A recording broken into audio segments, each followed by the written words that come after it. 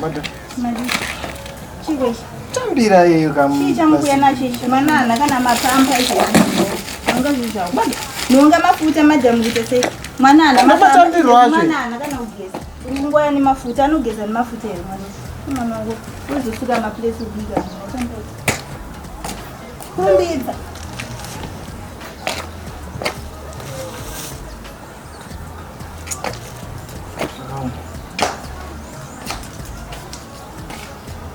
Chimboya kambotora mwana kandiona ku Mwana wani.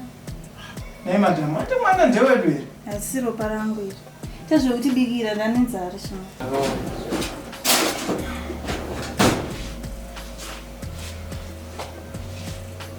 Ndobika chirudziko. Ndoti ndabva kubasa shuwa ndosvika ndo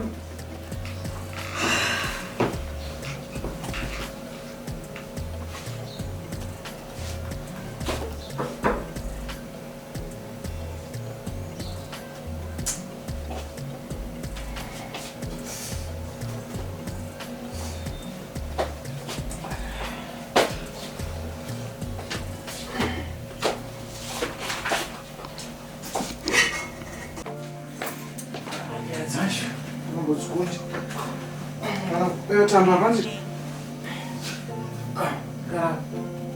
Abeba panje. Pesa.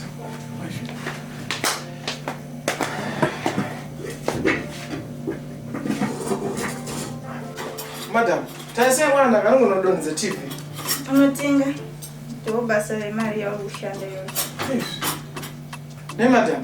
Kwanti mwana here? Ini basa rena mboti ndiwe here.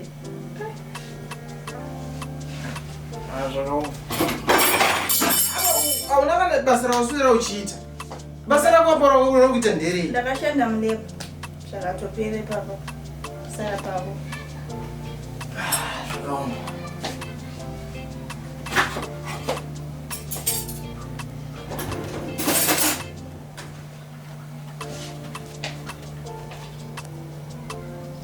Kuti chisingaide.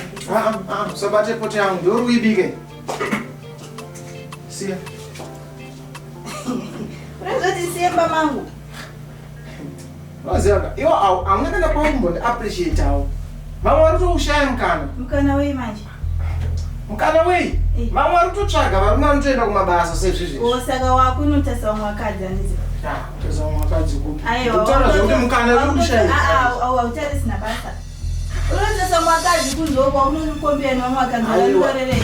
Iyo zvato ndakwanirira. Yakadzi.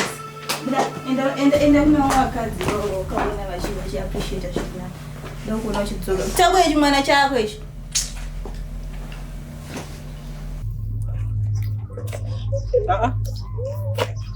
Kuchiko chikunetsa. Apa. Yotoso.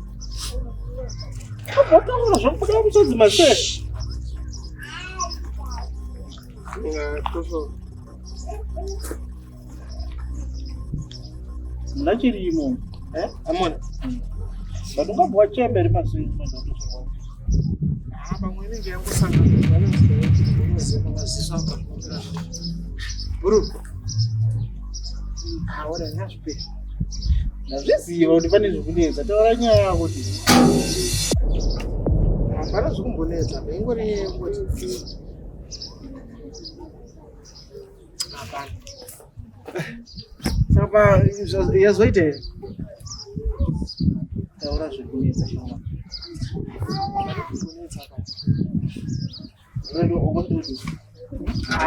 Aibvunza kuti mangwana tiri kuenderei pamusodzowo. Taura nyaya yako. Kupindwa netimarara, unoziva kuti marara kane mhepo iriko kuti. Iwewe? Iwewe? Asapa yamira. Apa wapedza masipotsi ako. Asi zviri kungooneka kuti pane zvikukunetsa. Nyange yamira.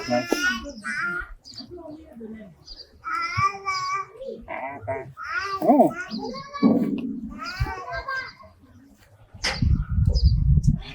Sabe, ini ndanga ndichidarikira kuenda kutakshop. Kana tiri kufona ipo pamba pawo. Zvisinei. Apa yamira. Hapana zvikunetsa. Hapana, ndondwa.